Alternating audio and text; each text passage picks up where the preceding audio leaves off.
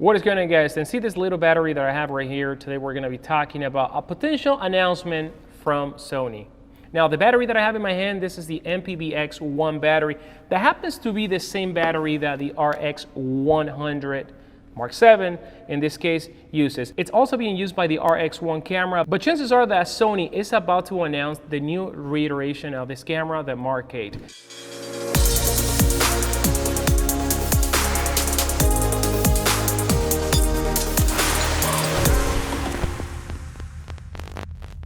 Now let's get started by talking about the sensor. And if you remember, from the version 1 to the version 7, we had the same resolution in the camera, 20.1 megapixels. It is said that this camera, it is going to have for the very first time a brand new sensor that is actually going to have some resolution bump. Perhaps we may see 24, 26, or even more, who knows? But chances are that we're gonna see a brand new sensor with much more resolution in this camera. Now, having a new sensor is not only promising to give us a resolution bump, but also is gonna address some of the problems that this camera actually has at this moment. And one of the reasons is that this camera, even though it's good at low light situations, it's not very good at very low light situations. So the image starts degrading very, very quick as the light is absent. So one of the things that we may see is better low light performance, less noise in the images, also a better out of focus performance in this camera. One of the things that happens sometimes with this camera is that even though you see the eye tracking in the eye, when you take the picture, the photo is actually out of focus, and that happens a lot. So this new sensor may also help out with better out of focus capability.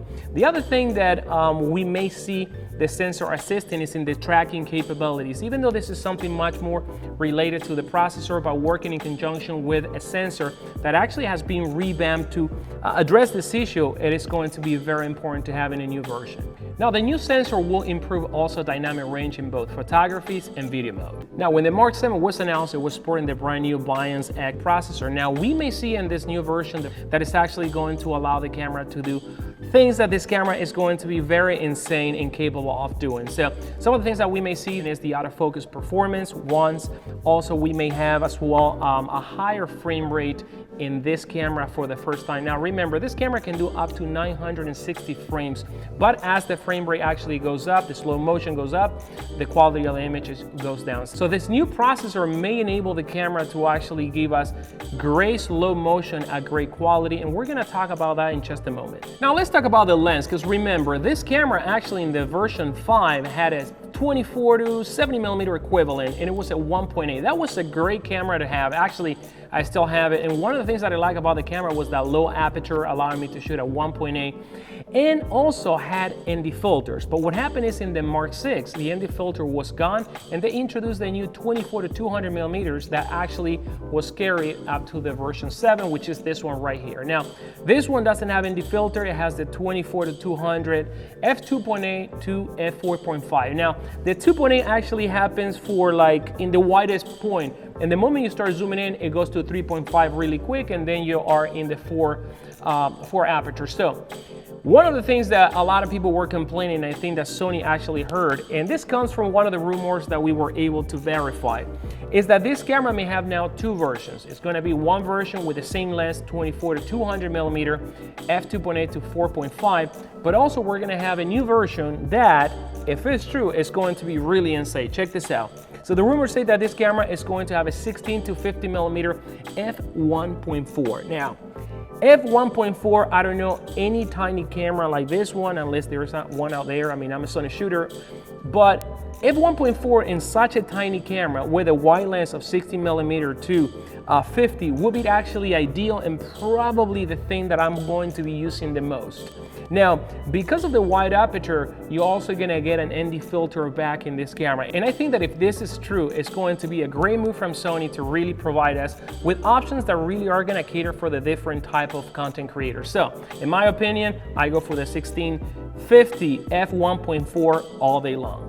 Now, when this camera was released, was for the first time a camera that actually had animal autofocus, human autofocus, and it actually had all the focus mode from the A9. So one of the things that we're gonna see in the market is, again, the latest and greatest autofocus technologies that we can find in the higher end mirrorless cameras, such as the A9 II. So again, like I mentioned before, this camera, it is good at autofocus, but a lot of the times, and I'm talking about a lot of the times, you know, once you get the box around the eye, eye, it really misses when you get the image. So I'm sure that with the new processor and the new sensor, we're gonna see better out of focus capability in the Mark VIII. Now, the other reason why I pocket this camera with me almost every day is because I have a little daughter, and when you have to shoot kids, you have to be really, really fast. And this camera supports up to 20 frames per second burst shooting with full out of focus mode, and also 90 frames per second without it. Now, check this out. And it can do it for like a long time. So one of the things that we may see in the new RX100 Mark VIII is actually an even higher burst mode, maybe 24 or something like that. But also we may have a mode where a lower resolution we can also get out of focus. May not be 90 frames per second, but it may be maybe 30 or 60. So that is going to be a really great feature to have on top of a camera that already is kind of like hard to top off when it comes to the high burst shooting mode. So Mark VIII. Now, shooting panorama with this camera is actually a breeze, and you know, it's really enjoyable. However, for the first time, we may see actually HDR panorama coming to the Mark VIII. Now, we've seen a lot of higher-end mirrorless doing that, and also drones are doing it right now, like the Mavic Air 2. So the rumors say that this camera is going to have an HDR panoramic mode, and that's going to be a very welcome feature for the Mark VIII. Now, when it comes to saving formats for your images, you can choose between JPEG and RAW, and it is right there. Now, the JPEGs coming out of these cameras are really good. The RAW files are also really good, but for the first time, the rumor said that we may have HEIF files in the RX100 Mark VIII. Now, HEIF file stands for high efficiency image file, which are smaller in size and higher in resolution. We see some of the mirrorless cameras out there already including this type of format file in their cameras, and also some of the drones. So for the first time, we're gonna be able to choose between these three files, HEIF, JPEG, and RAW, coming to the Mark VIII. Now, one of the reasons why I love this camera so much and use it every day for my videos is because this camera can shoot 4K video from 24 to 30p. Now, the rumor said that the new camera is actually going to have 4K video 60p with full out of focus performance. Now, this is going to be great because this camera is already great, and to have 4K slow motion capability is going to be brilliant. Now, we don't know if the 4K is going to be capped perhaps to 5 minutes or perhaps 10 minutes, whatever the case may be, but you know, I usually use this camera for B-rolls and my interest for this video. So if I can shoot 5 minutes, 3 minutes, I'm fine with that, and it's a very much welcome feature to have in this tiny little camera. Now, the Mark VII can actually shoot super high frame rate up to 960 frames per second. Now, the Mark VIII is rumored to have up to 240 frames per second with full out of focus performance. If that is true, this is gonna be killer because this camera is actually really good in HD, and the slow motion in HD from this camera is actually really impressive. So 240, I'll go for that. Now let's talk about image stabilization, because this camera has optical and digital image stabilization. You actually have several modes: the standard, the active, and the intelligent active mode right here. However, the result that you get from the image stabilization from this camera is nothing but average. Now, the Mark VIII is said to have a very much more improved image stabilization thanks to the new processor. Now, a lot of the things when I shoot with this camera, I have no complaint with the image quality because it's actually really good image quality from this camera. Like I mentioned before, you can film in 4K, but a lot of the time my footage is actually useless because of the image stabilization being very shaky and jittery. So having a much more improved image stabilization is going to be very much welcome for the Mark VIII. Buttons and dials. And one of the things that I don't like that much from the Mark VII, Mark VI, and any of the RX100 is the button layout and the dials. First of all, you have only one dial that you use to adjust your ISO. It also acts as a D-pad, and it also happens to be sometimes the same dial that you use to adjust the exposure. So it is very slow to really have a manual experience with this camera. And one of the rumors say that the camera is going to have more buttons. And when you look at the camera from the back, and you think, where can I have more buttons? It's pretty much taken over by the screen, and then you have that thumb rest that I don't think they're gonna remove. You have the movie record button right there, but there is a room right here to actually put a new button in this area. Right over there. And actually having a new button right there can be really useful to change your white balance or to change your focusing mode. And also, one of the rumors said that it may have a new front dial right here. Now, having an additional dial for this tiny little camera can actually be really much welcome for the RX100 Mark A. So again, these are all rumors, take it with a grain of salt, but I'm sure that it's time to really give a little bit of an overall better experience to this camera. Let's talk about the screen and the EVF. And in this camera, we have an EVF that is nothing but, and a screen that is like, now this one has 900 and something, not even a million dot. Now, remember the RX100 Mark IV, for example, in the A9, they have a 1.44 dot screen, and it is rumored that we are going to get an upgrade for the very first time in a long time in the screen department, and also we're going to get a much higher resolution EVF, which the EVF is good. I mean, it's tiny, but one of the problems that you have is that the resolution is not that great. So having improved screen and EVF is going to be also a very welcome feature to have in this camera. Now let's talk about wireless, and this is not a rumor, this is something that we're actually assuming how Sony had actually improved their cameras, you know, every single year. So first of all, we're gonna have Wi-Fi, and the Wi-Fi is gonna be the 2.4 to 5 gigahertz.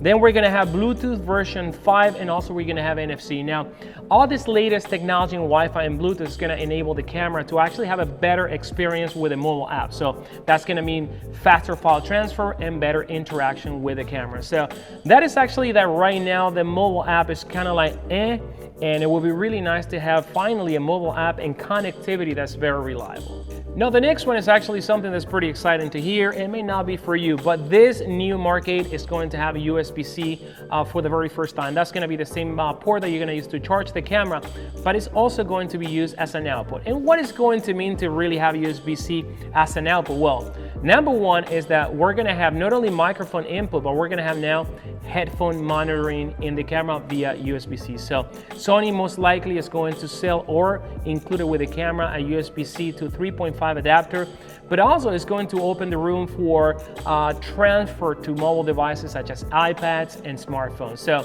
USB-C and this tiny little camera, something that is now reserved for the higher end camera, it is going to be really good to have. Now let's talk about card slot, and this one is not a feature and it's nothing new. We're going to have exactly the same UHS 2 and faster capabilities that we have right here, and of course we're going to have only one card slot. So something to be expected in such a small form factor camera. Now this one is a rumor that we don't believe is going to be true, but we just want to report to you guys and let you decide. Drop your comments down below, let me know what you think.